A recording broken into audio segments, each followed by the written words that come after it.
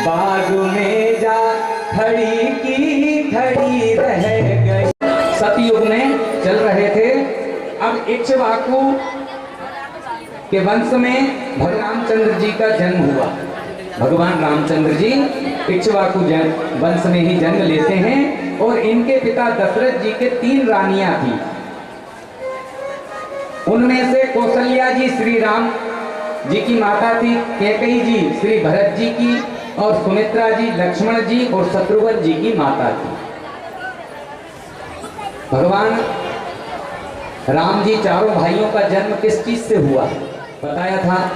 4 युग हैं, सतयुग, त्रेता युग, द्वापर युग और कलयुग। सतयुग में तप, त्रेता में यज्ञ। जहाँ भगवान राम जी का अवतार यज्ञ से हुआ है। यज्ञ से जो चरु जो खीर मिली उसी से भगवान का अवतार हुआ। और कभी भी अपने धर्म के विषय में कोई बोले तो बिल्कुल विरोध करना चाहिए। क्यों?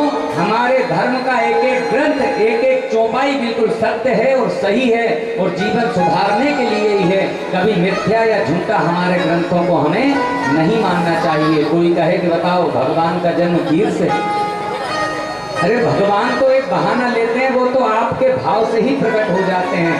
स्वर्ग कहते किसे जानते हम नहीं, स्वर्ग का देवता सामने आ गया, आज आपके सामने बैठे हैं। वहां जाने की आवश्यकता नहीं, यही दर्शन कर सकते हैं।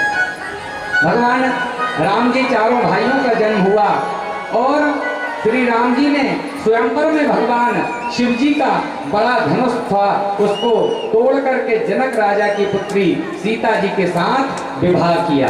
कथा बड़ी है, कभी रामचरितमानस की कथा होगी तो विस्तार से होगी। श्री रामचरितमानस की कथा अद्भुत है। भगवान राम सीधे साधे, नाम ही आप देखो रा और मां राम। और हमारे भगवान कृष्ण, बोलने में हमारी जबान इधर से उधर हो जाए, कृष्णा टेढ़े मेढ़े थोड़े टेढ़े हैं, लेकिन उनकी छवि बड़ी प्यारी है। राम जी ने माया का सहारा नहीं लिया और भगवान कृष्ण ने थोड़ा माया का सहारा लिया। भगवान राम जी ने माता सीता जी से धनुष तोड़ करके विवाह किया। अन्य कोई राजा उस धनुष को नहीं तोड़ पाया। आप रामचरितमानस का चित्रण देखें कि बगीचे में, बाग में माता सीता जी भी फूल चुनने के लिए अपनी सखियों के साथ गई थी। आपने रामचरितमानस पढ़ना चाहिए भैया। सबसे महत्वपूर्ण ग्रंथ हमारे समाज को सुधारने का है रामचरितमानस। मनुष्य को राम जी के चरित्रों पर चलना चाहिए। और श्रीमद् भागवत की कथा मृत्यु सुधारक ग्रंथ है।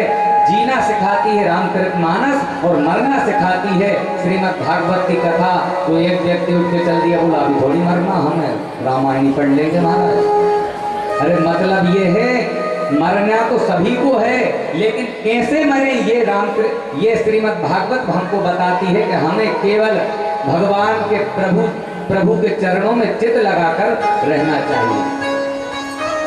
स्वयंवर तो बाद में हुआ, धनुष तो राम जी ने बाद में तोड़ा, सीता जी ने तो बाग में ही भगवान राम जी के दर्शन करके उनको वर्ण कर लिया था। बोलिए श्याम रामचंद्र भगवान की।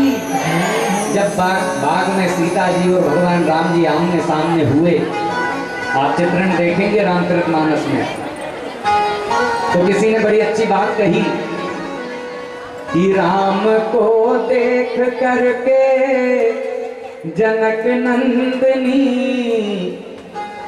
राम को देख करके जनक नंदनी।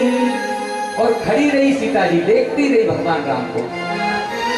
बाग में जा खड़ी की खड़ी रह गई, राम को